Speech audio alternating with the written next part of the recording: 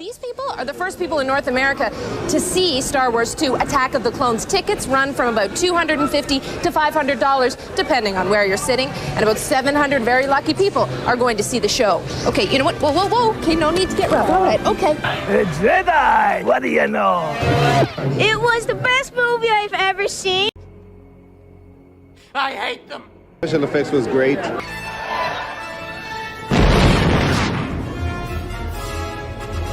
It showed more emotion. I don't like sand. It's coarse and rough and irritating, and it gets everywhere. And people started fighting each other, but I didn't get who won in the ending. Neither did Lucas.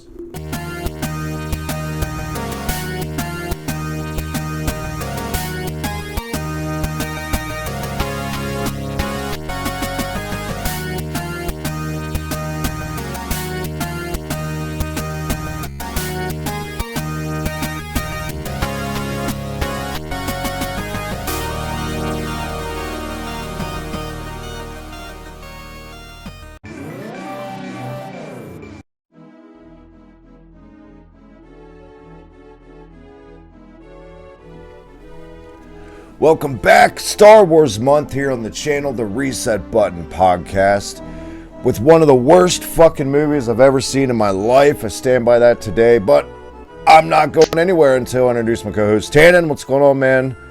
Welcome, you fan menace. Oh, you know, same old, same old. Can't wait to start shitting on this one. Which, you know, okay. This one, when I saw it in the theater, I walked out happier than I was when I walked out of Phantom Menace. Same, but going back, Phantom Menace is the better movie. I feel like way better. Yeah, again, edited. If you edit parts of this movie out, it's a fucking perfect movie. Episode 2. you could have probably put episode 1 and episode 2 together, run it about 2.5 hours, both of them though, and just, you know, have like the end of Phantom Menace, and then it just goes right into Attack of the Clones. Like just, you know, like a blue screen pops up. It's like 15 years later. You know, well, I guess it was supposed to be like 12 years later, but you know, oh my god, yeah. Where to begin? You know, the opening crawl. You know, you're so excited, and like, oh my god, it's the first time we've seen Coruscant ever on film. In this bustling city. And then all of a sudden, you know, you get your first taste of Anakin, who, for whatever reason, is talking like Dorothy from Wizard of Oz. Fucking, you know, and you have like these cheesy jokes of like, you know, like, oh, I forgot you hate flying, master, and he just jumps out. Yeah, can we start with that? What's with what is that hybrid fucking accent supposed to be? Not like here. Here everything is soft and smooth. Dutch? I have no idea. Like, I was wondering, when I first saw the movie, though, I'm like, Hayden Christensen, he's talking like that. I was like, why did he get, like, no, wait, he's Canadian. What is going on here? You know, and I gotta give, like, I feel bad for Hayden Christensen, because if you ever watch any behind-the-scenes stuff, Lucas is so, like, you know, saying cut and being like, no, you have to act like this or talk like this, and this is how, you know, and it's so just like, what the fuck, man? Like, let this kid, like, let him at least take Anakin in his own direction a little bit. Well, you can totally see now, like, especially, I just saw, like, a behind-the-scenes thing the other day. You know, the episode of Ahsoka, spoiler alert, where Anakin pops up as a Force ghost at the end.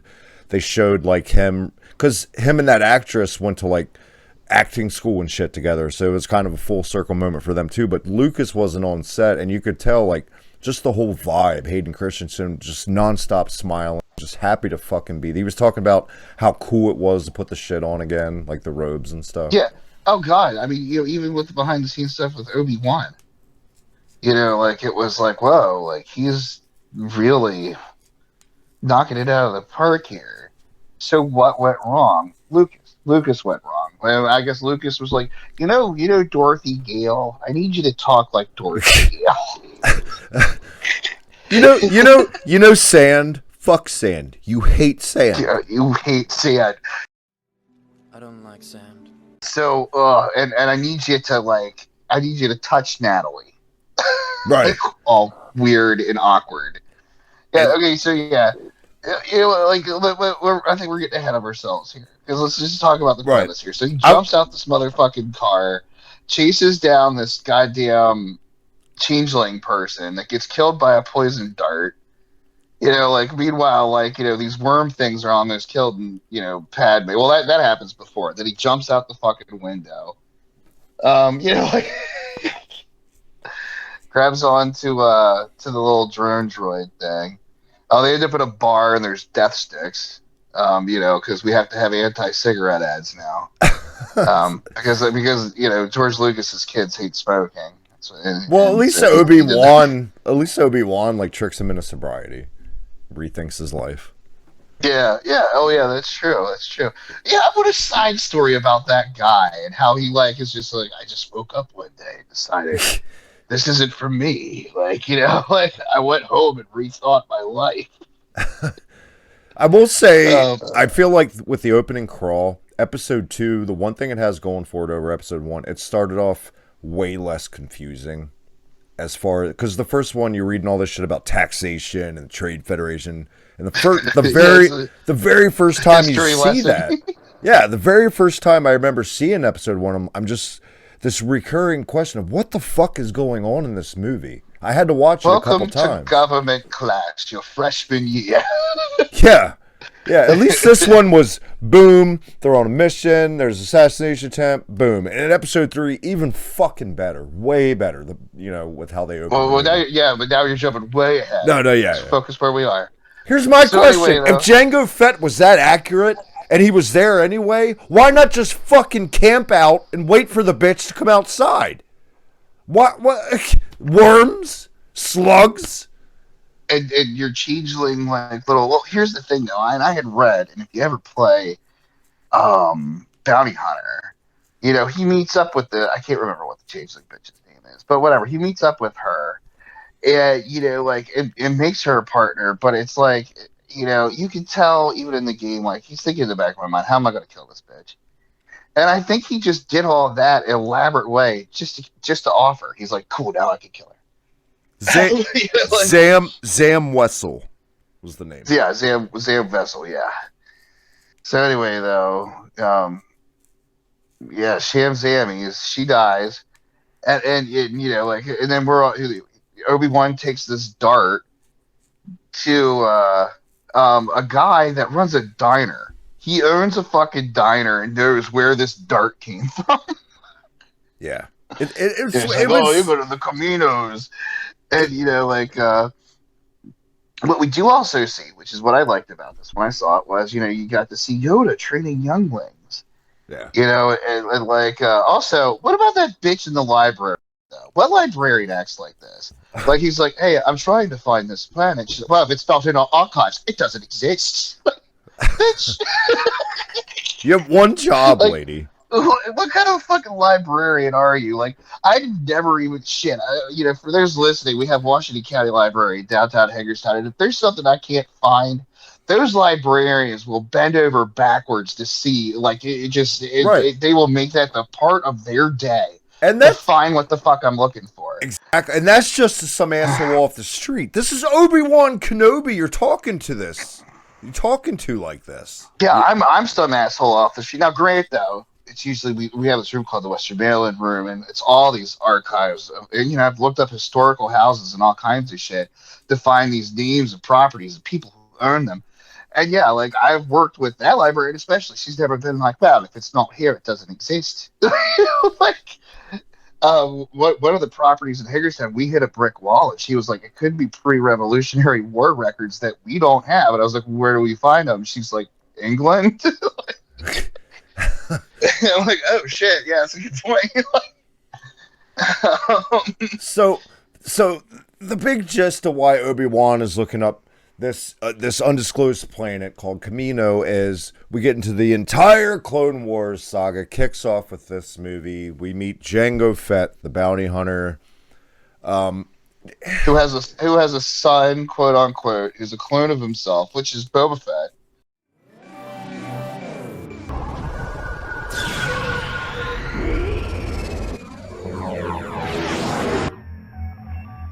Dad, I think we're being tracked. You must have put a homing device on our hull. Hang on, son, we'll move into the asteroid field. Oh my. Look at that. Yeah. And then, like, you know, after everyone goes to talk to him a little bit, they do kind of have like a little bit of an asshole-ish conversation. I mean, Grant, Obi-Wan does randomly roll up to Django's apartment, and it's like, you know, his kid's there. I can see why Django would be like, "Get the fuck out of here." Yeah. And then the next thing you know, they're trying to kill each other out in the rain. It's like we got. I can't talk like George Lucas was like, I've got this great concept for a new planet. I've been working on it for a month. Oh yeah, what's that, sir? Rain. Oh. It rained everywhere. And that's where the clones come from, though. And why do the Caminos have to be so creepy? I know I said it in the private chat. They do come off as the type of alien species that's like, oh, Obi-Wan, please sit. Can I look in your butthole? Yeah, they want They to definitely. They want to put their giant fingers up your ass. Just... That's another thing, too. Not just that. Like, Star Wars has always had this incredible... Like, just these alien races, a lot of them are so unique. And this has had to be one of, maybe the most lame, generic fucking designs for an alien race in Star Wars entirety. Like, if you close your eyes and you think of, like, a generic fucking alien, it's one of the Caminos. It's like, yeah, they look like Greys. You know what I mean? Like, that's what they look, your stereotypical people that abduct humans and stick fingers in their buttholes. That's what they look like. So anyway, meanwhile, fucking, we have Anakin and Padme's bullshit going on, where Anakin is supposed to protect her, but he's just being creepy the whole fucking time. And eventually they end up rolling in a field together and laughing. I'll never tease the senator. Never think about that. And then later, he's all trying to get up on her in the fire. There's like a fire going on. She's dressed all hot. She's like, I just don't think I could do this. I mean, I'm a senator. You're a Jedi. Plus, I knew you when you're like fucking 8 years old, and she was well into puberty. Fine. I think she was only supposed to be like 16. He was still fucking like a kid, kid. Yeah. George, I mean, 8 years isn't that big of an age gap, especially when they're both like adults.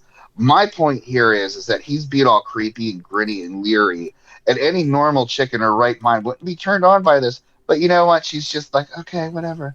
Anyway, though, she wakes up the next day, and he's like standing outside looking like he's taking a piss. Remember that scene? He's standing outside looking like he's got his hands behind his back. He's taking a fucking piss without no hands.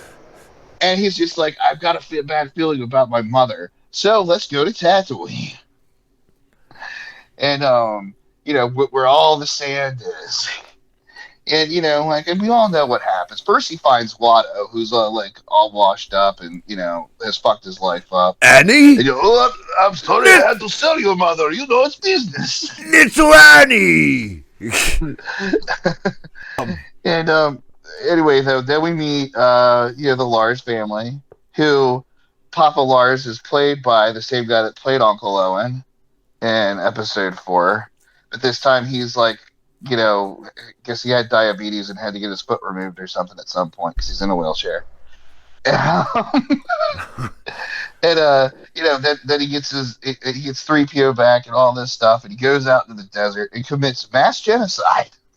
This could have been this started off so badass. This is one of the parts of the movie that pissed me off so much. This was fucking awesome when he started to like flip out, but then they just cut it. It was like 2 fucking seconds. They cut that part, and then he gets back with his mom and stuff, and it goes from like, oh yeah, remember also Obi-Wan, he's holding me back. He throws stuff. He's pissed at Obi-Wan. But Obi-Wan didn't kill your mom, bruh. And then he like sits down and he's like, I killed him. I killed all of them. And What's wrong, Annie?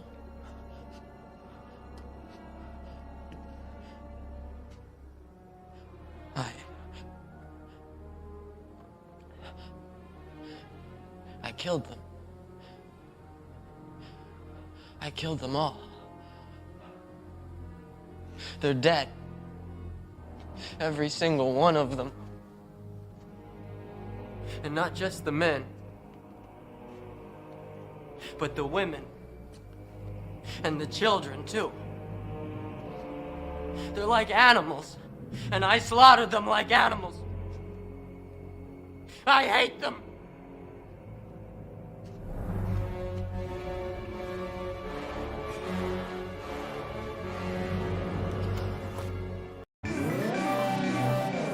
What does Padme do? Oh, you killed a whole tribe of people. Come here. Oh, you killed women and children. You're so you killed cute. women and children. And I don't know how Obi-Wan relates to your dead mom, but you know what? It's okay. He's overly critical. I hate them. I killed them all. Oh, come here. Let me suck it. Yeah, come here. Say it. We got to put the brakes on and say it right now, flat out, 100%. That's what killed this fucking movie is the shoehorn fucking love story shit at nauseum. Now I understand. Oh God. I understand. We got to get it in at some point in the prequels because it's a very prevalent part to the fucking story and where it's going. But the cover of the fucking goddamn movie poster is him holding Padme like it looks like a romance novel. This is Star Wars. What the fuck? Well, we're not even done here yet. Then they get back to the ship, and they get this signal from Obi-Wan. He's like, oh, wait, I'm in trouble. And Anakin's like, well, just let him die. You're supposed to stay here with me. And then she's like, well, then I'm going to go save him. You know, like, she's not reading between the lines here. Like, dude, this guy has raised you half of your fucking life now. Even though he didn't want to. Yeah. You know, because let's face it, everyone did not want that shit. But he went ahead and did. And now Anakin's gonna be like, oh no, I can't. No, it's against orders. Like, since when do you follow orders, asshole? Yeah. Plus, I'm gonna point the finger at Padme for being such a dumb bitch. There were so many red fucking flags that I'm convinced that Anakin has an 18-inch cock for her to just keep dismissing everything. You know, mind tricks though too. That's true. I mean, see, that's another making fruit float and shit. That's another layer Lucas could have fucking added. That would have just little nuances like that could have made these fucking movies so much better. You know, just details, schmeetails, but still, like, ugh. All right, 2 words, Tannen. Let's see your thoughts on it. Because I'm not done talking about this. Oh, We're still not done. We're still not done. Bullshit. Okay, so anyway, though, then they get to Geonosis finally. We're all summing it up here. Like, Obi-Wan chases Jango. We know all that shit that goes down. We're suddenly introduced to Count Dooku. That's what I was going to say. 2 words. Count Dooku. Seems to be like he's supposed to be this really important evil character. We don't know about him until like the last 15 minutes of the fucking movie. Well, I think he shows up. Originally he was just not even in the plans, right? I don't know. Let's have Dracula show up, who also is, Saruman. Let's have all this happen. So anyway, though, then, we know that there's this huge battle that goes on, and fucking Padme and Anakin get stuck in, like, the droid factory, and oh, man, C-3PO's head gets mixed up. And, that was a pretty good scene. I don't hate that scene. Yeah. Well, meanwhile, while they're gone, though... Oh, wait, no, I'm thinking of the third one. Never mind. Wait, no, isn't it the second one?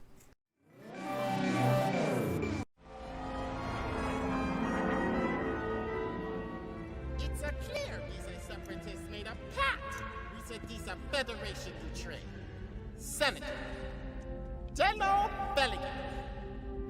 In response to this direct threat to the Republic, Misa proposed that the Senate give immediately emergency powers to the Supreme Chancellor.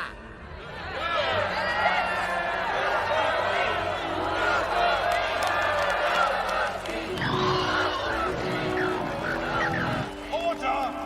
We shall have order! It is with great reluctance that I have agreed to this calling. I love democracy. That, you know, like, so then Jar Jar's there running the Senate on Padme's behalf. He votes. Yeah, fucking. he gives He emergency creates control to Palpatine. Emergency powers. Yeah, he basically makes Palpatine Emperor Palpatine right then and there. And she plugged, for those that didn't catch our episode 1 review, this to hit the end of, like, Jar Jar's story. This led to, like, his own people outcasting him, and he just ends up like a lonely street entertainer, homeless. It's so sad. Yeah. Known as the idiot that killed democracy. So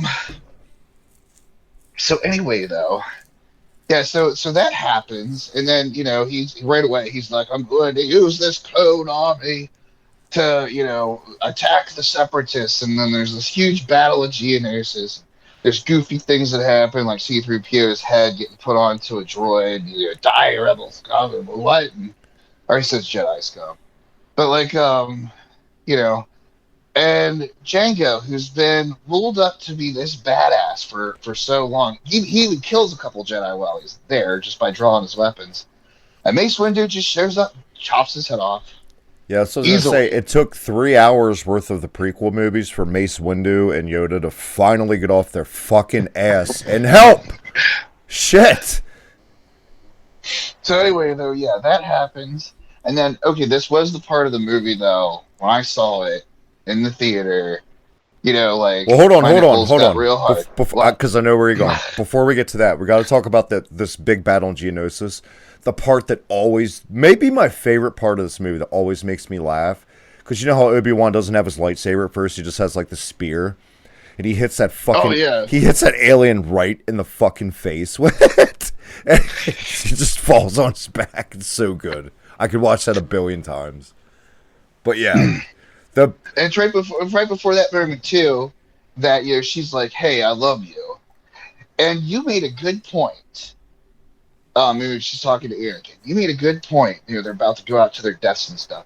If you edit out all the cringe shit and just have that happen, fuck, that makes it a good scene.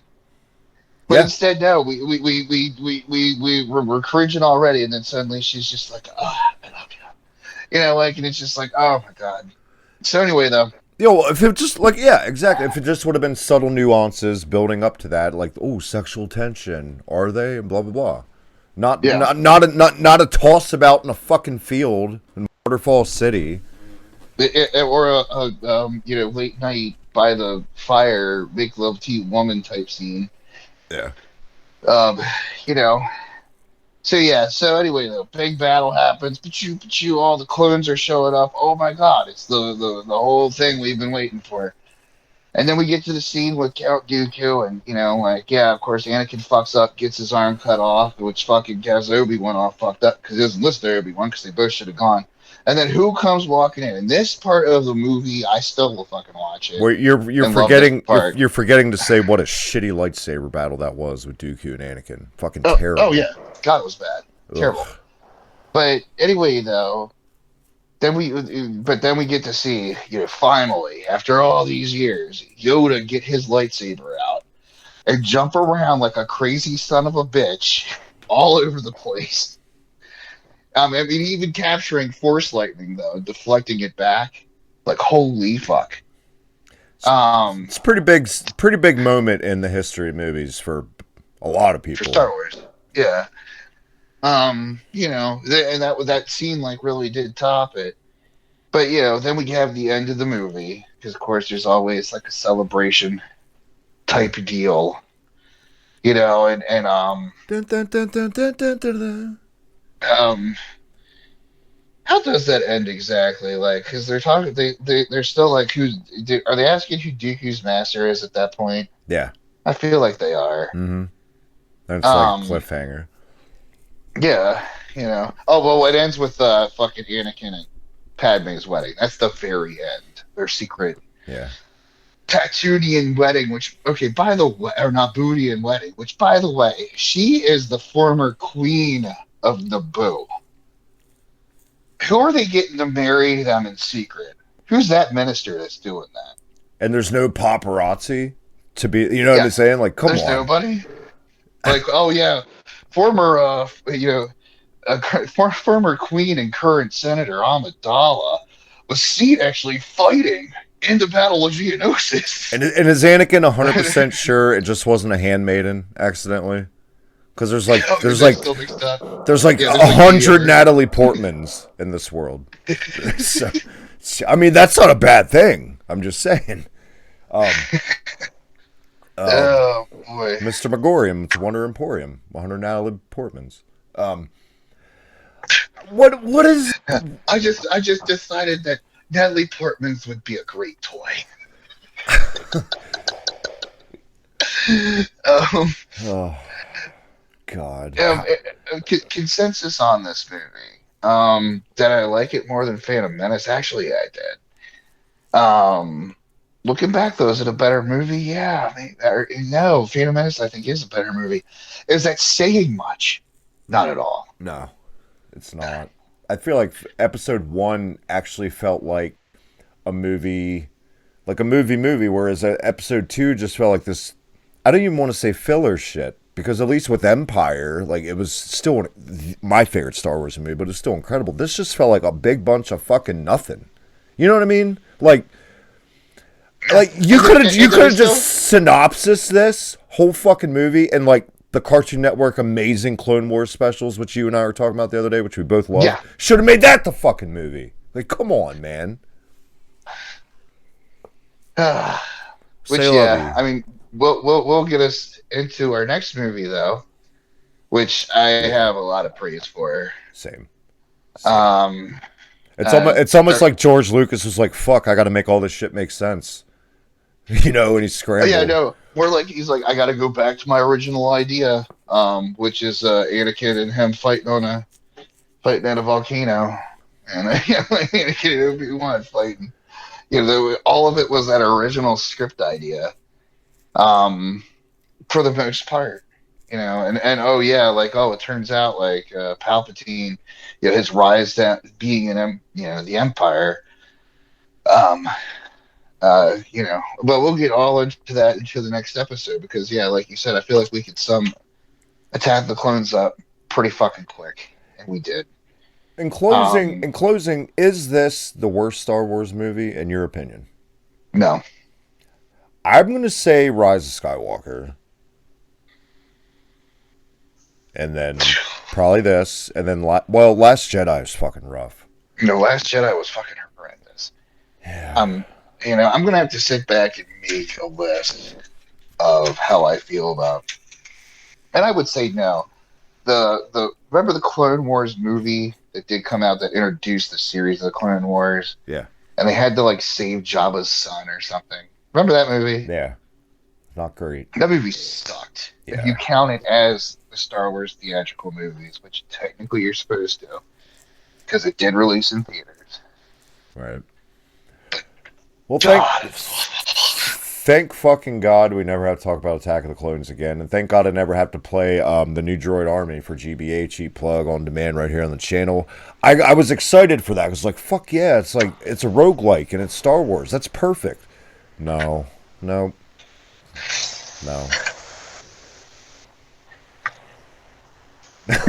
Just no.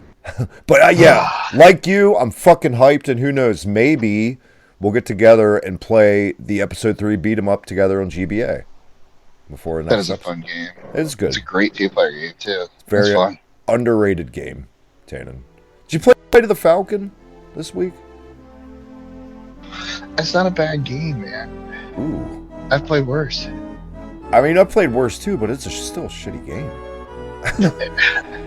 I think the level in Rebel Assault 2 is just as shitty as Play of the Falcon. I'm pretty sure that's what they took the idea from anyway. Yeah. They're like, let's take this idea that was in Rebel Assault 2. We're going to keep it. But it's a GBA game. Like, I can't... Is it a bad GBA game? I've played worse. Well, until then, follow us on Twitter at Reset Button Pod. Check us out on Facebook, Reset Button Podcast. And next time, I've got the high ground, Tannen. because it's episode 3. When Star Wars month wraps up right here, Reset Button Podcast. Until then, Tannen, see you later.